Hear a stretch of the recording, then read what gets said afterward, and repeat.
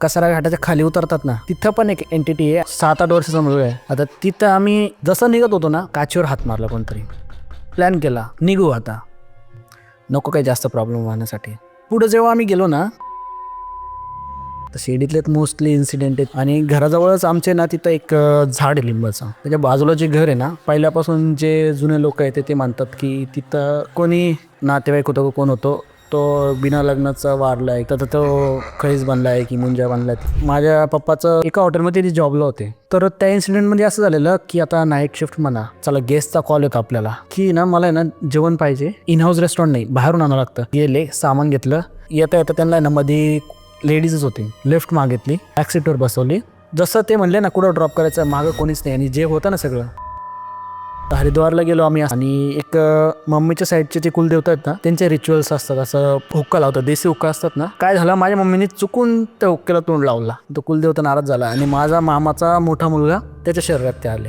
त्यांनी सगळं बेड उचलून सगळं असं फेकून दिलं. म्हणजे एवढं पॉवरफुल आहे ते. या कथा मनोरंजनासाठी आहे. काही लोकांचे अनुभव व काही पूर्णपणे काल्पनिक असू शकतात. त्यामुळे कृपया ना मनोरंजन म्हणून घ्या. या कथा आपल्या संस्कृतीचा एक भाग आहे. अगदी लहानपणी आजी आजोबांनी सांगितलेल्या गुड गोष्टींसारख्या. आमचा हेतू कोणत्याही प्रकारची अंधश्रद्धा किंवा भीती निर्माण करणे नाही. हॅलो नमस्कार मंडळी, कसे आहात तुम्ही? स्वागत आहे तुमचं भंकसच्या एका नवीन एपिसोडमध्ये.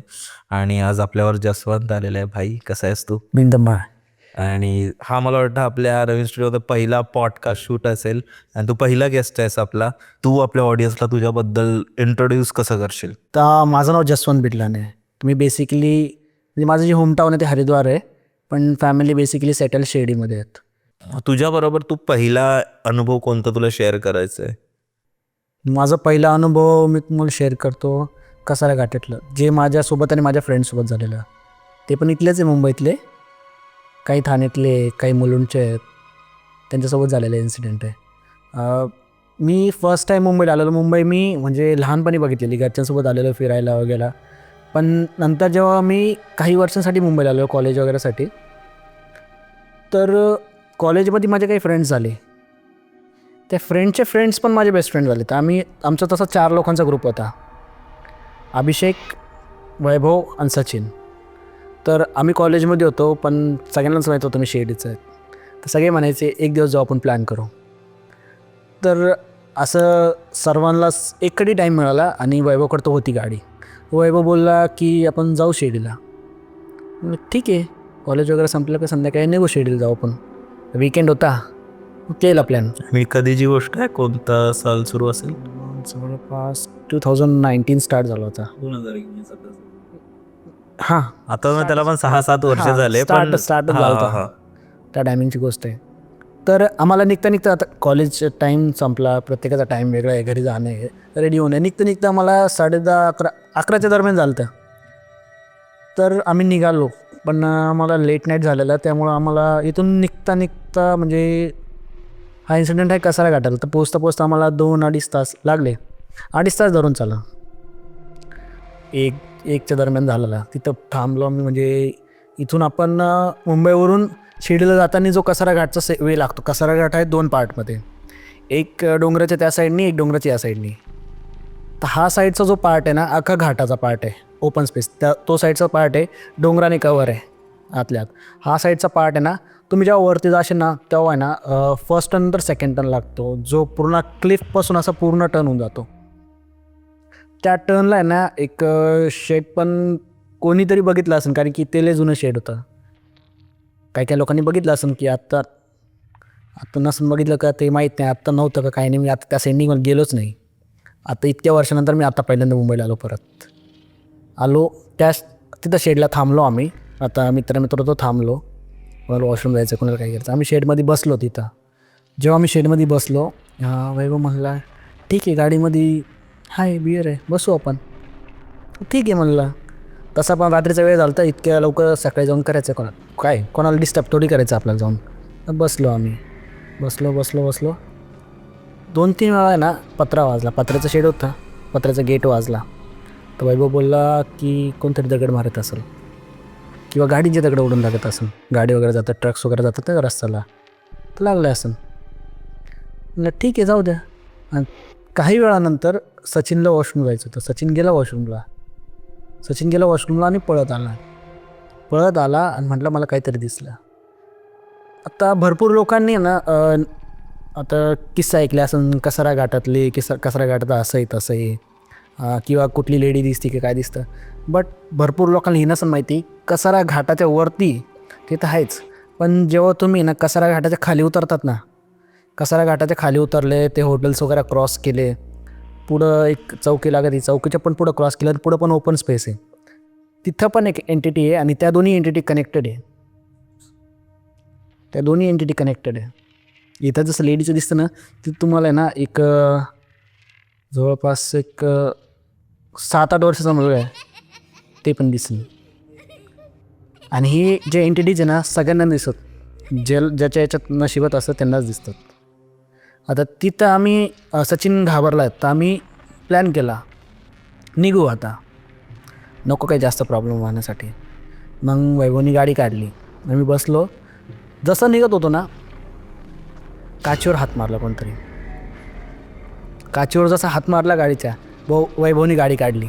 मग कुठं थांबलोच नाही. आणि मध्ये आम्ही रेग्युलरली कसं आहे जो घोटीचा जो रस्ता आहे घोटी डायरेक्ट सिन्नरला निघतो, तिथून जवळपास 10 किलोमीटरचा रन जो आहे ना शिर्डीला जाण्यासाठी तो वाचतो. बट आम्ही त्या दिवशी डिसाईड केलं घोटीने जायचंच नाही, 10 किलोमीटरचा रन लागला चालेल. नाशिकमधून मेन हायवेतून गेलो आम्ही. आणि नाशिकचं पण आता मुंबई नाक्या किंवा पाथर्डी फाट्यावरून जातं तिथून नाही, डायरेक्ट द्वारका सर्कलवरून गेलो, तिथून गेलो डायरेक्ट शिर्डीला थांबलो आम्ही. तेव्हा कुठं रिलीफ भेटला आहे. त्याच्यानंतर सचिन तर कधीच नाही आला शिर्डीला, तो म्हणला बाबा त्या रस्त्याने मला जायचंच नाही कधी. वैभवन आम्ही येत राहते. आता रिसेंटली 7 महिने झाले मला लग्न झालं, वैभवन आम्ही तिथं आले होते. त्यांना तसं इन्सिडेंट आता ते रिमेंबर आहे, शिर्डीला गेलो तो काहीतरी झालं आमच्यासोबत. आता कोणी गाडीवर का तुम्ही काय म्हणजे गाडीवर हात वगैरे मारला तुम्ही बघितलं नाही? हात मारला आणि पुढं जेव्हा आम्ही गेलो ना तेव्हा तो क्लिफ आहे ना, क्लिफ 2 पार्टमध्ये आहे, झिगझॅग पार्टमध्ये, एक असा आणि मग मधून टर्न होऊन असं जातो ना. त्या टायमिंगला पण कोणी क्रॉस झालेलं, पण नेमकी आता लोक जसं म्हणते लेडीची आहे, लेडी एंटिटी आहे किंवा कोण आहे, तसं आम्ही बघितलं नाही की लेडी होती की कोण होतं, फक्त कोणतरी होतं. आणि ती एंटिटी म्हणजे हार्म नव्हती करत, तिचं म्हणणं फक्त होतं इथून तुम्ही निघा. ती हार्म नव्हती करत आम्हाला, तिथं थांबून देत नाही की का बरं काय माहिती. हार्म करायचं असतं काही ना काही केलंच असतं. सचिन वॉशरूमला गेलाच होता, इथं काही त्याच्यासोबत केलं असतं, बट त्यांनी हार्म नाही केलं. त्यांनी जस्ट एक इंडिकेशन्स दिलं तुम्ही इथून निघा.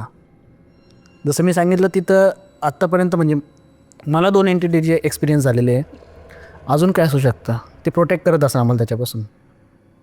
आणि माझ्या लाईफटाईममध्ये भरपूर अशा गोष्टी घडल्या आहेत की एंटिटीजनी ना मला इंडिकेट केलं आहे की इथं थांबू नका, घाबरवलं आहे की इथून निघा तुम्ही? हां, प्रोटेक्ट केलं आहे, म्हणजे हार्म नाही केलेलं आहे. एक इन्सिडेंट फक्त माझ्यासोबत झाला होता ज्याच्यात म्हणजे मी फुल आजारी पडलेलो, हॉस्पिटल केलं, मग नंतर बाबा बिबा हे ते सगळं केलं, काहीच नाही झालं, फुल आजारी पडलो होतो.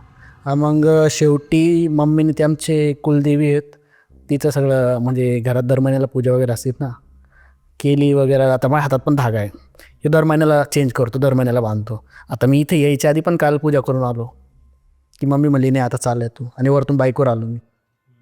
मम्मीने केलं दिलं घातलं, त्याच्यानंतर मी कुठं बरं झालो.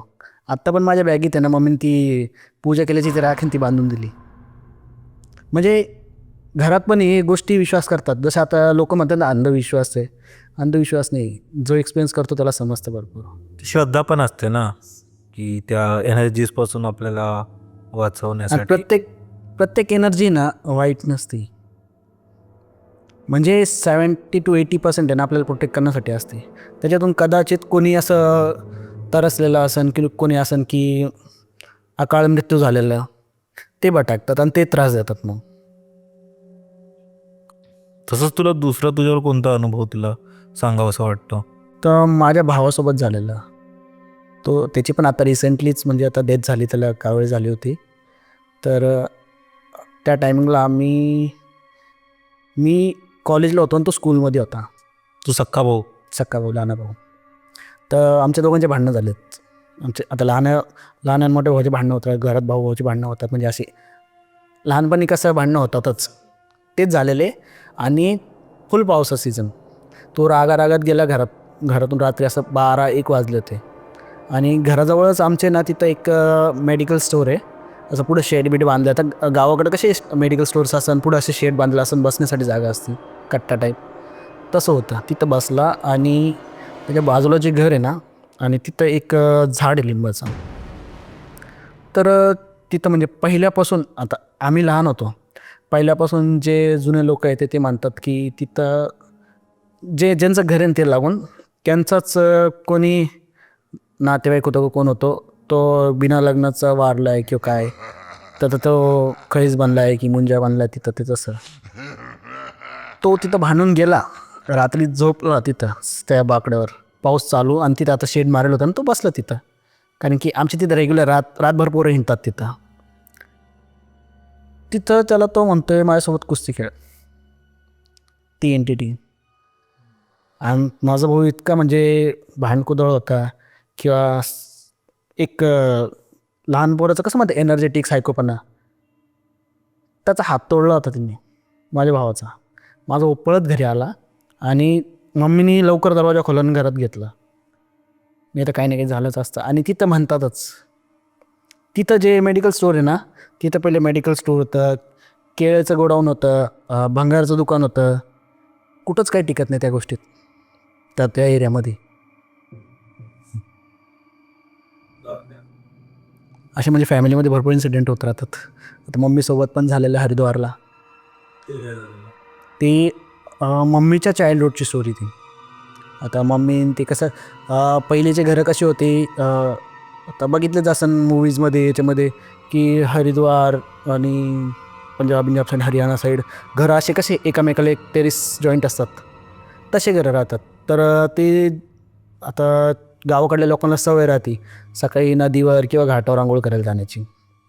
तर हे काय करायचे, लहानपणी झोपलेले सगळे म्हणजे एकाच याच्यात झोपलेले वरती, आणि माझ्या मावशीने त्यांना सकाळी सकाळी ना घाटावर किंवा त्याच्यावर स्नान करायला जायची सवय.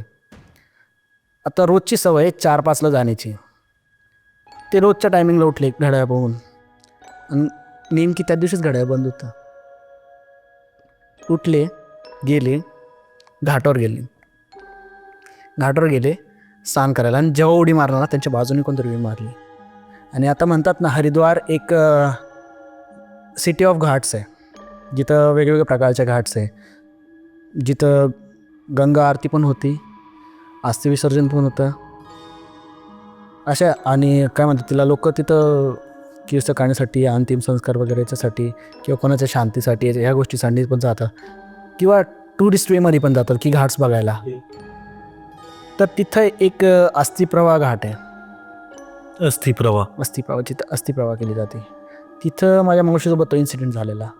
आणि ते झालेला तिला म्हणजे ती जसं त्याच्यात घाटात जाणारी स्नान करायला, आपण कसं नॉर्मल तिथं बॅरिकेड्स वगैरे लावलेले आहेत, ते जाळे मारलेले आहेत की कोणी पुढे जाऊ नये, की कारण की वॉटरफ्लो जास्त असतो, तर त्याच्या अलीकडेच फक्त डुबकी मारतात आणि रिटर्न येतात. तर जसं त्याच्यात उडी म्हणजे जाणारच, आणि साईडनी कोणतरी उडी मारली असं कोणतरी, ते स्नान केले, आली घरी. आणि माझी जी आजी आहे ना, ती म्हणली इतक्या रात्री कुठे गेली होती. ते म्हणली जशी रोज सकाळी जातात आम्ही स्नानला तसं गेलो. ते म्हणली तू टाईम बघितला किती झाला आहे. हा रोज सकाळी जसं 4-5ला जातो तसं.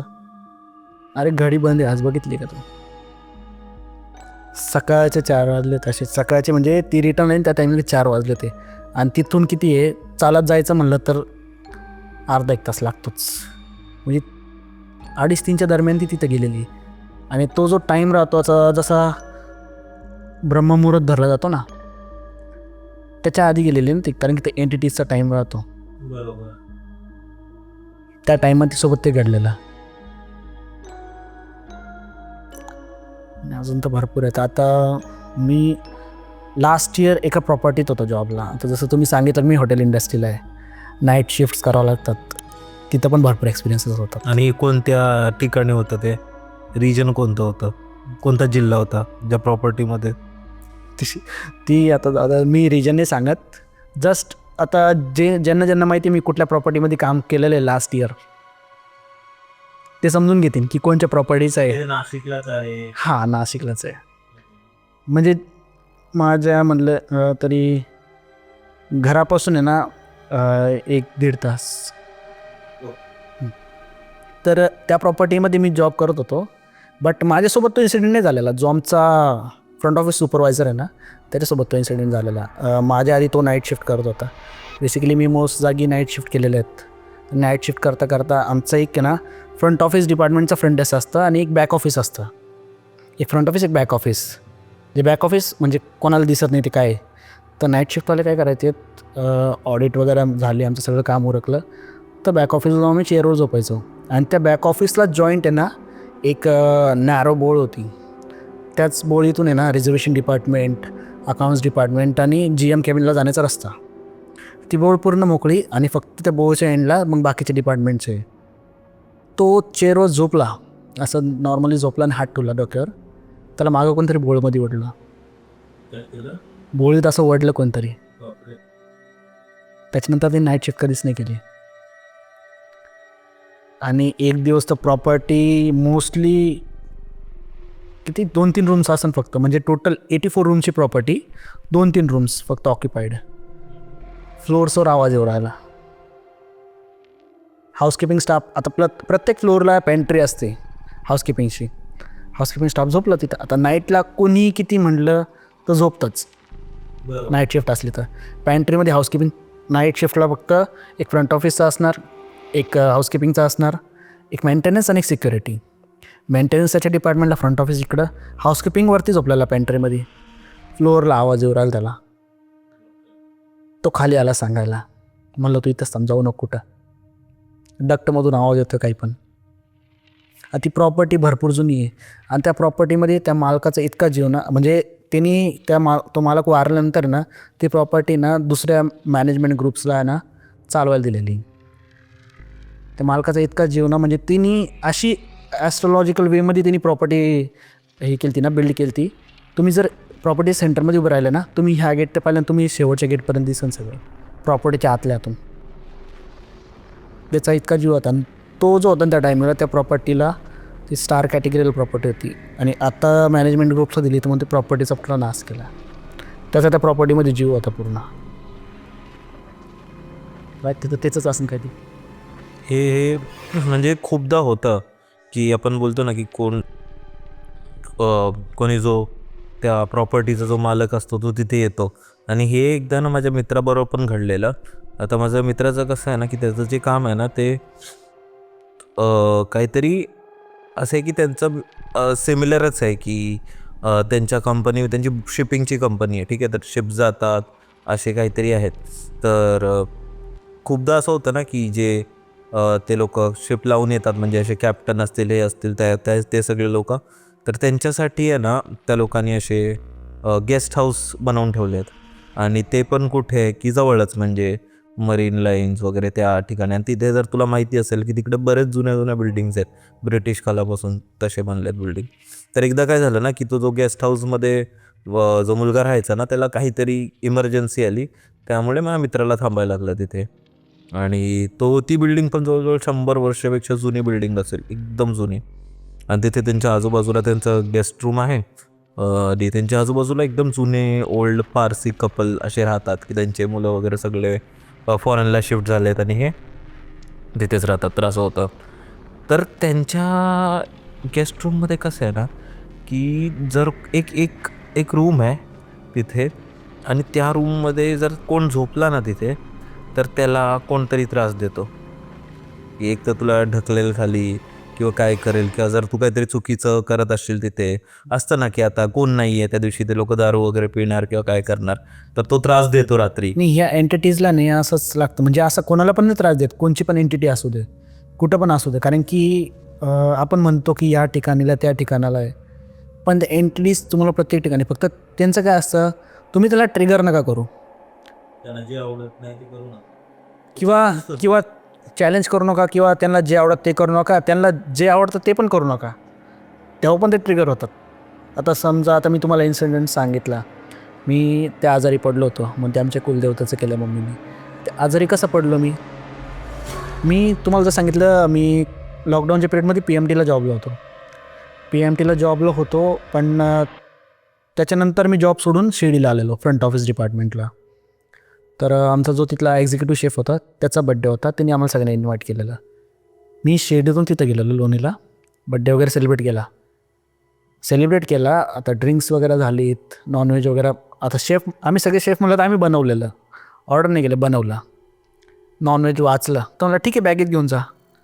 12-1 वाजता मी बॅगेत नॉनव्हेज आणि दारू आणतो आहे आणि लोकांना माहीत असेल जे त्या रूटनी ट्रॅव्हल करतात, एक शॉर्टकट वे आहे तिथून निर्मळ पिंपरी म्हणजे आपला बाबळेश्वर रोड जो आहे ना, नगर मनमाड रोड जो आहे ना, तिथं एक बाबळेश्वर म्हणून स्टॉप आहे. जसं बस वगैरे थांबतात तिथं, त्याच्या अलीकडेच आहे ना, किती 5 ते 10 किलोमीटर अलीकडे ना निर्मळ पिंपरी म्हणून आहे.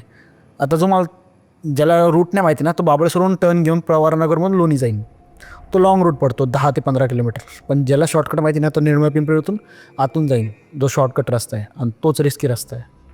मी त्याच रस्त्याने ड्रिंक्स आणि चिकन वगैरे घेऊन बॅगेत आणलेली आणि तेव्हा ते तिथं काय म्हणतात, आपलं पाठ म्हणतात ना मराठीत, पाठ क्रॉस केला मी. त्याच्यानंतर मी आजारी पडलो. तेव्हा मला क्लिक नाही झालं, ते नंतर क्लिक झालं जेव्हा मम्मीने सगळं दाखवलं सगळं केलं. तर हे त्यांना त्या गोष्टी ट्रिगर करतात एंटिटीजला. इथे पण तेच झालेलं. तो माझा मित्र होता ना, तो थांबला आणि त्याचा पहिला दिवस होतं, तर त्याला रात्रभर असं वाटत होतं की कोणतरी पॅसेजवरून चालतंय आणि काहीतरी होतंय. तर खूप त्रास झाला. ते एवढं झालेलं की इवन आता काय झालेलं ना, तर तो थांबलेला आणि त्याला कंटिन्युअस बाहेरून आवाज येत आहेत, घरी काहीतरी वाटतंय त्या रूममधून वगैरे असं.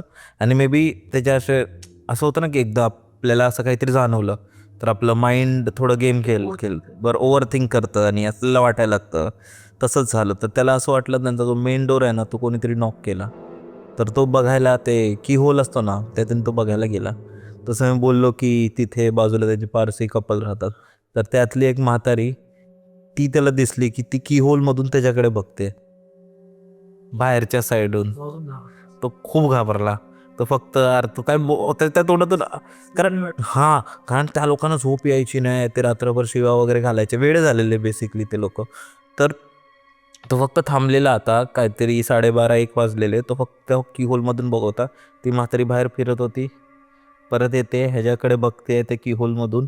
तिला तर काही दिसत नसेल ऑब्व्हियसली, पण माहिती कोणाला आहे बाबा, म्हणजे त्या मुवमेंटला ती माणूस आहे की भूत आहे ते कोणाला माहिती. कारण ती की होल म्हणून बघते म्हणून ती कंटिन्युअस बघते, तिला काय दिसत असं. काहीतरी दिसत असेल ना. ती फिरते, बघते, थांबते, परत त्या साईडला जाते, कारण मोठे पॅसेज असतात जुन्या बिल्डिंग. तिथून परत बघते. मग तो फक्त तिला बघत होता की कधी जाते. तर थोड्या वेळानंतर तो बसला, ती गेली आणि मग हा धावत धावत निघाला. आणि कसं होतं, गेस्ट रूम वगैरे लॉक केलं, हा घरी आला. तसं झालं. आता पण मी रात्री आलो कसारा घाटनी चालू. मला रात्री कसारा घाटला जवळपास किती 10-10:30 झालेले.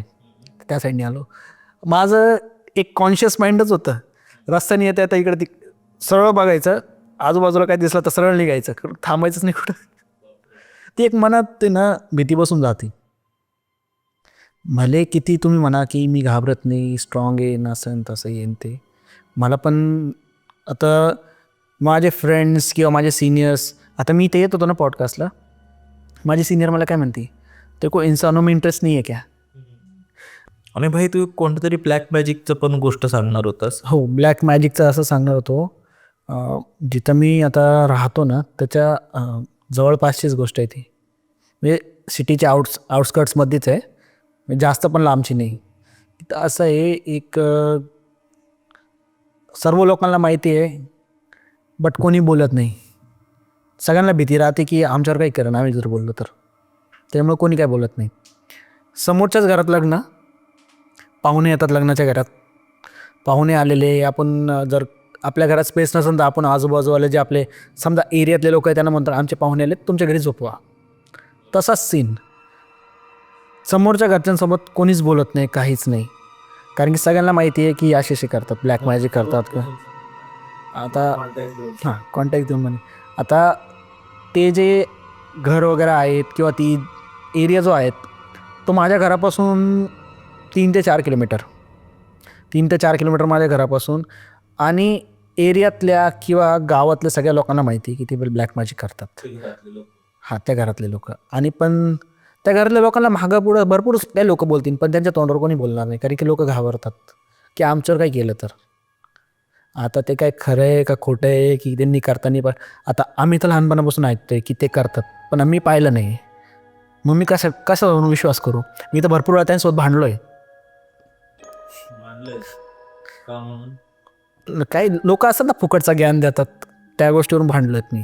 असंच मला कशाला सांगू राहिल तुम्ही, मी माझं काम बघायला ना काय करायचं आहे, की तू हे काय करतो आहे, तू हॉटेल मॅनेजमेंट केलं आहे, मुंबईला होता, इथं कायला आलं आता, तिकडेच करायचं ना काम. त्या गोष्टी मी मांडल्या आता, कारण की मी बघितलं नाही, मग मी विश्वास नाही केला. पण नंतर मी पण एक्सपिरियन्स केला. किंवा आपले जे सेम एजचे राहतात मुलं किंवा फ्रेंड सर्कल राहतो, ते पण तेच गोष्टी सांगितल्या, मग आपल्याला वाटतं की हां असू शकतं.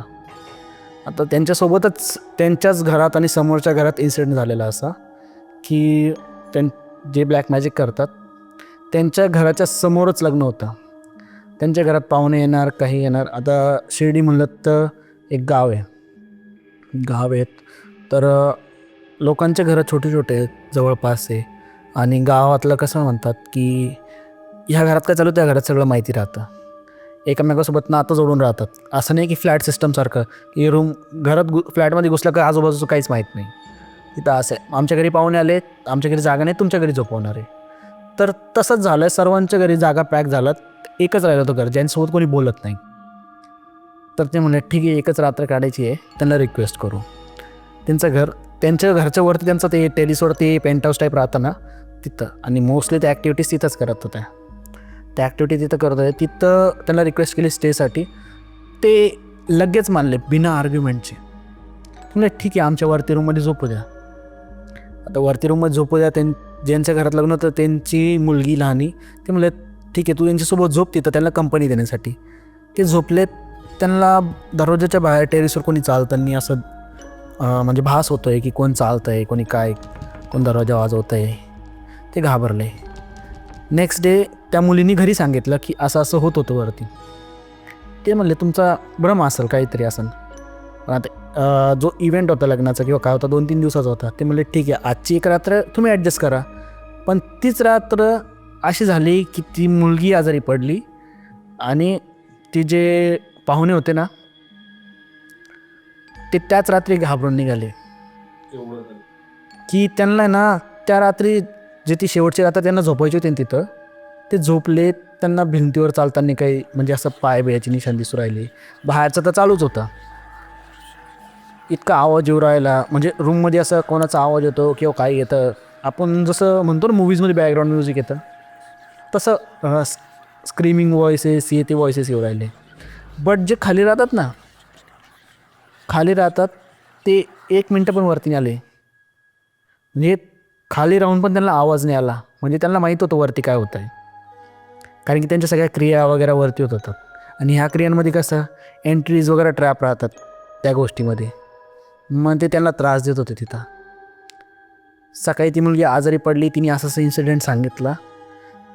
ह्या लोकांनी त्यांना कन्फ्रंट केलं की वरती आमच्या पाहुण्याला असं असं आढळलं आहे, तुम्ही काय करते वरती. त्या टायमिंगला सगळ्यांनी कन्फ्रंट केलं.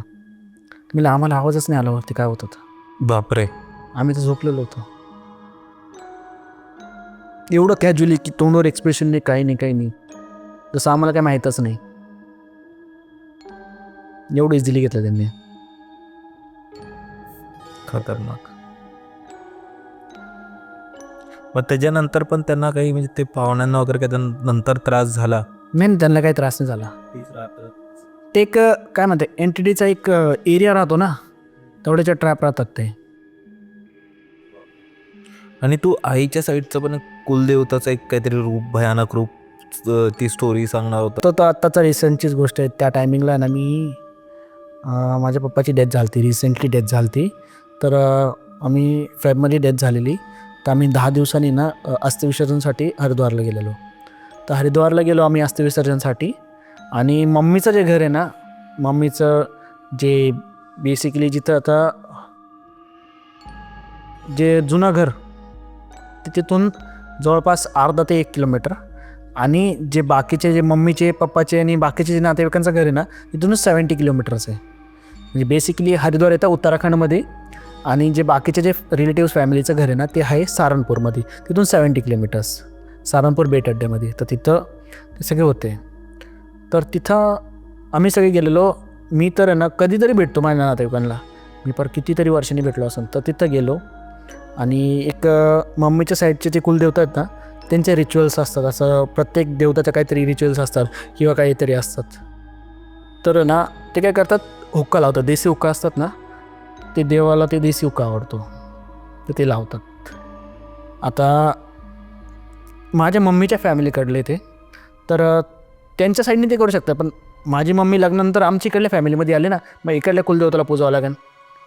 तर काय झालं, माझ्या मम्मीने चुकून त्या हुक्क्याला तोंड लावला, तो कुलदेवता नाराज झाला आणि माझा मामाचा मोठा मुलगा त्याच्या शरीरात ते आले. माझ्या मामाने डायरेक्ट साईडला केलं. माझ्या मम्मीचं नाव रेखा आहे, रेखा साईड घाट. त्याने सगळं बेड उचलून सगळं असं फेकून दिलं. म्हणजे एवढं पॉवरफुल आहे ते. तर पॉवरफुल आहे म्हणजे ॲग्रेसिव्ह गॉड आहे. आता प्रत्येकाच्या याच्यातच आता तुम्ही कंतारा मूवी लेटेस्ट पाहिले असेल तर त्याच्यामध्ये गुलिका देव आहे, पंजुली आहे, एक प्रोटेक्टर, एक ॲग्रेसिव्ह, त्या टाईपमध्येच एक ॲग्रेसिव्ह गॉड आहे ते. एवढं की ते खाटबीट फेकून टाकलं. नाही झालं ते देवताचं असं माझ्यासारखं, माझ्या मनासारखंच झालं पाहिजे. आणि त्या कुलदेवताला नाराज केलं तर पूर्ण कुलाचं म्हणजे असंही होतं, तुमचे काम नाही होणार, काहीच नाही होणार, नेहमी घरात त्रास राहीन. हा भरपूर त्रास त्याचा लय करावं लागतं.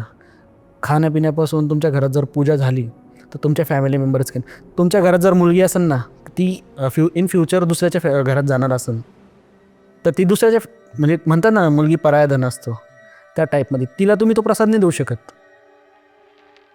तुमच्या घरातली मुलं खाऊ शकतात किंवा तुमची सून खाऊ शकते. तर तुमची मुलगी लग्नाआधी नाही तर नाही ती नाही खाऊ शकत, कारण ती दुसऱ्याच्या घरात जाणार आहे ना. तर दुसऱ्याचं धन झालं किंवा दुसऱ्याची अमानत झाली, दुसऱ्याची मुलगी आपल्याकडे आली म्हणजे आपली सून ती खाऊ शकते. ते असं राहतं त्यांचं, हे देवतांचं लय स्ट्रिक्ट पाळावं लागतं. आणि जसं तू आता बोललास की तुझं जे गाव आहे ते उत्तराखंडमध्ये येतं आणि आपण बरेच असं ऐकलं आहे, म्हणजे आपण आपल्या घाटातले वगैरे बऱ्याच गोष्टी ऐकतो, आपल्या इकडच्या बऱ्याच गोष्टी, पण उत्तराखंड, आपल्या भारतात उत्तराखंडमध्ये पण बऱ्याच अशा काही गोष्टी आहेत.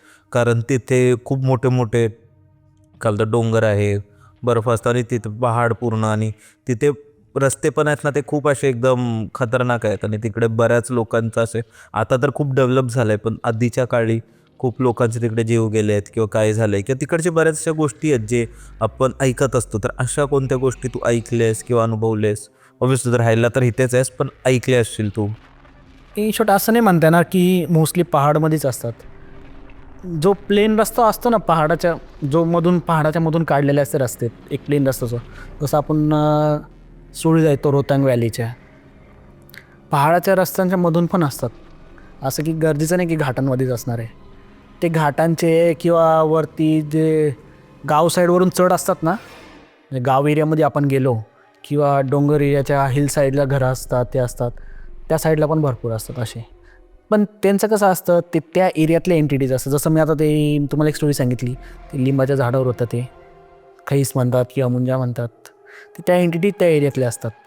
मी एक स्टोरी बघितलेली, त्याच्यामध्ये त्यांनी सांगितलं की ते नदी क्रॉस करत होते किंवा त्यांना काहीतरी आढळलं, त्यांना तिथून जाऊन देत नव्हतं, मग ते रिटर्न आले त्या नदीतून. ते मग त्यांचा तो एक एरिया फिक्स राहतो. आता तुम्ही इथून RML कॉलनीची स्टोरी ऐकलेली असेल, आता मुंबईमध्येच आहे, तो जंगल एरियाच आहे. आता थोडाफार डेव्हलप झालं असेल, पण आधीचं जे एक डिलेवरी बॉय होता त्याची स्टोरी ती अशी की तो डिलेवरी करून येत होता, लेट नाईट होतं, आणि त्याला एक जण असं ना, आता रोड आहे, रोडच्याच दोन्ही साईडनी इथून जंगल आहे, त्याला कोणतरी सिगरेट वगैरे पितानी किंवा असं उभं राहताना दिसलं. पण त्याला वाटलं की कोणतरी असं सिगरेट वगैरे पिण्यासाठी आलेलं. पण त्यांनी जेव्हा चेक केलं नेक्स्ट डे, त्याचा रूट होता रेग्युलर रूट डिलेवरीचा, त्यांनी चेक केलं तिथं श्रद्धांजलीचा बोर्ड लावला, तर तो मुलगा दिसला त्याच्यावर. आणि त्यांनी विचारला ना, तो मला त्याच मुलाचा त्याच रस्त्यावर ॲक्सिडेंट झालेला. म्हणजे तो ती एंटिटी त्या रूटवर ट्रॅप झालेली. मी तेच की मी मध्ये बघत होतो की त्या साईडलाच कुठेतरी उत्तराखंड, तिथेच 2 भाऊ असतात आणि त्यांचं काहीतरी घरचा बटवारा होतो. आणि त्याच वेळी कसं होतं की एक जो भाऊ असतो ना त्याला ब्लॅक मॅजिक वगैरे तो असतो, कारण त्याला दुसऱ्या भावाचं सेम ही स्टोरी कुठली आहे, म्हणजे एक प्रॉपर्टीज आहे. त्या प्रॉपर्टीच्या तुम्ही ना आजूबाजूला बघशाल ना, लोकांचे घरं आहे, चांगलं आहे सगळं, पण ती जी प्रॉपर्टी ना आखी खंडर झालेली आहेत. की तिथं आहे ना, म्हणजे एक फॅमिली होती, 2 भाऊ वगैरे, एक ब्लॅक मॅजिकमध्ये एक्सपर्ट आणि एक म्हणजे आपलं रेग्युलर वर्क आणि त्याच्याच पण त्यांना बंटवारा करायचा प्रॉपर्टीचा. बट ह्यांच्यात काय डिस्प्यूट्स वगैरे काय होते, इथं त्यांनी जो नॉर्मल होता, जो ब्लॅक मॅजिक वगैरे करत नव्हता, त्यांनी वगैरे केलं तर त्या भावाचं की काय केलं, पण त्याची एंटिटी तिथंच होती. तो त्याला त्रास द्यायला लागला, त्याच्या फॅमिलीला त्रास द्यायला लागला. आणि असं म्हणजे त्या एंटिटीचं असं नव्हतं म्हणणं की डायरेक्टली त्याला मारून टाकावं किंवा काय करावं. त्याला टॉर्चर करायचा, टॉर्चर करून करून करून करून ती शेवटी डेथ झाली. आता ती प्रॉपर्टी जी आहे ती ॲबंडन पडलेली आहे. लोक तिथं ॲज अ टुरिस्ट प्लेस म्हणून व्हिजिट करायला जातात, पण इव्हनिंग टाईमला तिथं कोण जात नाही. आता एक शुगर फॅक्टरी पण आहे आउटस्कट्समध्येच आहे तिथं, जवळपास माझ्या एरियाच्या. ती शुगर फॅक्टरी आहे, तिथं आहे ना आग लागली होती. ती फॅक्टरीमध्ये आग पण कधी लागली होती, मी खूप लहान होतो. म्हणजे मला चालता बोलता पण येत त्या टायमिंगला आग लागलेली. इतके लोक मेलेले. आणि मी पहिले शूट्स वगैरे करायचो किंवा असं डान्स वगैरे, आमचे डान्स क्लासेस राहायचे, तिथं आम्ही एक्सपिरियन्स केलेलं. 7 नंतर वॉचमॅनसुद्धा थांबत नाही तिथं फॅक्टरीमध्ये. हो बापरे. तिथं कोणाला अजून हार्म नाही झालेलं, कारण की गाय मशीन ते सगळं जातात चरायला. पण डे टाईमला 7 नंतर कोण नाही थांबत तिथं. आम्ही शूटला गेलो तरी डे टाईममध्ये इतका अंधार की आम्हाला म्हणजे लाईट्स लावावं लागले शूट करण्यासाठी, भरपूर काय केलं तेव्हा. पण तिथं एक कोल्ड फील किंवा असं नेगेटिव्ह फील ते आपण ऑब्झर्व करू शकतो. येस, कारण प्रॉपर्टी पण भरपूर मोठी आणि एवढी मोठी प्रॉपर्टी जळाली आणि इतके लोक मेले तिथं. नेगेटिव्ह फील आहेत तिथं, नेगेटिव्ह एनर्जीज. आणि लोक म्हणतात ना, धार्मिक स्थळ म्हणा किंवा काही म्हणा, त्याच्या आसपास काही नसतं, प्रत्येक ठिकाणी असतं. जस्ट एक तुम्हाला माहिती पाहिजे पॉझिटिव्ह एनर्जी की निगेटिव्ह एनर्जी आहे, हे फील झालं पाहिजे तुम्हाला. आणि पॉझिटिव्ह एनर्जीच असतात मोस्टली, नेगेटिव्ह एनर्जी फक्त ती तुम्हाला हार्म करणार. कारण की त्यांना ते एन्जॉयमेंट भेटतं आणि तुम्ही त्याला ट्रिगर करतात, कारण की त्यांना ज्या गोष्टी आवडतात की नाही आवडतात ते केल्याने ते ट्रिगर होतात, मग ते त्रास देणार तुम्हाला. तुझ्याकडे तिकडच्या देवांची कोणती गोष्ट आहे उत्तराखंडमधले? तुमचे घर कुलदेवता झाले किंवा काय झालं, पप्पांच्या साईडची किंवा कुठचीही? पप्पांच्या साईडची आमची ती कुलदेवी आहे ना, स्मशानाची देवी. बापरे. ती आमची कुलदेवी आहे. तिच्यात काय आहे, तिच्या आधीन सगळे भूत प्रेत वगैरे हे सगळ्या गोष्टी राहतात तिच्या आधीन आहे. तर आता आम्ही जसं तिची पूजा करतात, आमच्यामध्ये म्हणतात ते कढाई, माईची कढाई. तर ती केली ना, तर आम्ही काय करतो, तर तिची कढाई केली किंवा तिचा प्रसाद जो असतो ना, चौकात ठेवून देतो. कारण की एक मान्यता आहे, भूत प्रेत किंवा कुठली पण एंटिटी ना तुमच्या मागं कधी येते, चौक क्रॉस केल्यावर. इव्हनिंगला तुम्ही चौक क्रॉस करा किंवा कुठला पार्ट क्रॉस करा, ते चौकातच असते. पण ती तिथं त्या एंटिटीजला बांधून ठेवते. तिच्यासाठी ती देवी पूजली जाते आमच्यामध्ये, किंवा तिला म्हणजे कुष्टलं जातं की, कारण की ना ती आमच्या फॅमिलीला, आमच्या ॲन्सेस्टर्सला, याला सगळ्याला प्रोटेक्ट करते. त्याच्यासाठी काय आम्हाला कधी वर्षातून किंवा मोठी पूजा करावं लागते की दर महिन्याला पूजा करावं लागते तिची. आणि काहीच नाही तिच्या पूजामध्ये काय करायचं. आता लोक म्हणतात की स्मशानाचं आहे म्हणून नॉनव्हेज आहे, येन ते नसं, हलवा पुरी तुम्ही भोग म्हणून काही पण लावू शकता, जस्ट तुम्हाला ते माहिती पाहिजे. आणि आता जसं मी म्हटलं, माझ्या मम्मीनी चेक केलं किंवा काय केलं, माझ्यासोबत काही झालं होतं, मी आजारी पडलो होतो, ह्या गोष्टी तुम्हाला माहिती पाहिजे. लोक म्हणते अंधविश्वास आहे, असं नाही, गोष्टी माहिती करून घ्या. तू कधी तुझ्या मित्रांकडून वगैरे ऐकलेस की हॉटेल इंडस्ट्रीमध्ये असं त्यांच्याबरोबर काही झालं आहे, किंवा खूप फेमस हॉटेल आहे ते थांबले आणि त्यांच्याबरोबर असं काहीतरी भयानक झालं आहे? माझ्या पप्पासोबत झालेलं. स्टार्टिंगला आता तुम्ही आता मुंबई डॉकेटला तरी गेले ना, माझे ना बाबा आहे ना, गेलं होते नेव्हीमध्ये होते, विक्रांत शिपमध्ये होतं मुंबई डॉकयार्डला. मुंबई डॉकयार्डमध्ये ना तिथं आहे ना, तुम्ही आता तिची ब्लॅक मार्बल बोर्ड असतं त्याच्यावर नाव असं लागतं. पण तर माझ्या पप्पाचं कॉलेज वगैरे सगळं इथं झालं, स्कूलिंग तर तिथं झालेलं आहे, कॉलेज इथं झालं आहे मुंबईमध्ये. तर त्याच्यानंतर त्यांनी ना एक जॉब टाईप चालू केला होता हॉटेल इंडस्ट्रीमध्येच ॲज अ रिसेप्शनिस्ट. एका हॉटेलमध्ये ते जॉबला होते. तर त्या इन्सिडेंटमध्ये असं झालेलं की आता नाईट शिफ्ट म्हणा, चला गेस्टचा कॉल येतो आपल्याला. आता तरी सिस्टम तर झालं आहे की हँडओव्हर देतो आपण की एवढे रूम ऑक्युपाईड आहे, व्हॉट्सअपला मेसेज टाकला ग्रुपवर किंवा सिस्टमला अपडेट केलं, त्या टायमिंगला रजिस्टर्स होते. रजिस्टरवर टाकलं, समोरचा आला, बाई एवढे रूम आहे. आता कुठं लक्षात राहतं, कुठं सिस्टमला अपडेट आहे त्या टायमिंगची गोष्ट. तर त्यांना काही अपडेट नव्हतं. प्रॉपर्टीमध्ये रूम किती ऑक्युपाईड आहे काय आहे. एका रूममधून कॉल आला, इंटरकॉम्स होते त्या टायमिंगला पण. तर कॉल आला की ना मला आहे ना जेवण पाहिजे आणि ह्या गोष्टी पाहिजे, लिकर्स वगैरे पण सांगितलेलं. आणि इन हाऊस रेस्टॉरंट नाही, बाहेरून आणावं लागतं. आता जसं आपण तुम्ही लोकल हॉटेल्सला गेले किंवा लॉजेसला गेले तर जे रूम बॉय वगैरे असतं ते बाहेरून सामान देतात, त्यांना टिप वगैरे मिळते.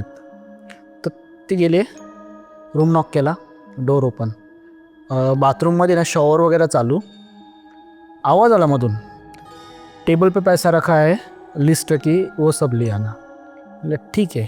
घेतलं त्यांनी, टॅक्सी करून दोघंजणं गेले, सामान घेतलं, दारू होती, बिर्याणी होती, म्हणजे नॉनव्हेज वगैरे टाईपमध्ये. तर बॅक सीटवर ठेवलं आणि येता येता त्यांना ना मध्ये कोणतरी भेटलं. त्यांनी लिफ्ट मागितली, लेडीजच होती. लिफ्ट मागितली, बॅक सीटवर बसवली. ते म्हणले ठीक आहे पुढंपर्यंत ड्रॉप करू. पण ते जसं ते म्हणले ना कुठं ड्रॉप करायचं, मागं कोणीच नाही. आणि जे होतं ना सगळं ते सगळं खाऊन संपलेलं. ते म्हणजे ती जी स्पिरिट होती किंवा काय होती, तिची ती इच्छा होती ना खाण्याची पिण्याची, म्हणून त्यांनी मागवलं. बापरे. आणि रूममध्ये कोण होतं की नाही? रूम ऑक्युपाईडच नव्हता तो, वेकेंट रूम होता.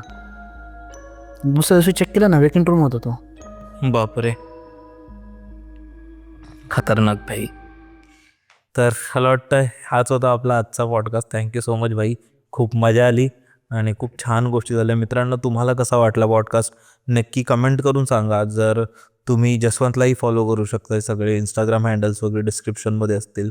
आणि तुमचेही काही सजेशन्स असतील, तुमचीही काही गोष्टी असतील जे तुम्हाला शेअर करायचे असतील तुम्हाला किंवा तुमच्या आजी आजोबांना, इव्हन ज्यांनाही, तर डिस्क्रिप्शनमध्ये गुगल फॉर्म दिला आहे, तो नक्की भरा आणि चॅनलला सबस्क्राईब करा. आणि आपण भेटूया पुढच्या एपिसोडमध्ये. Thank you so much.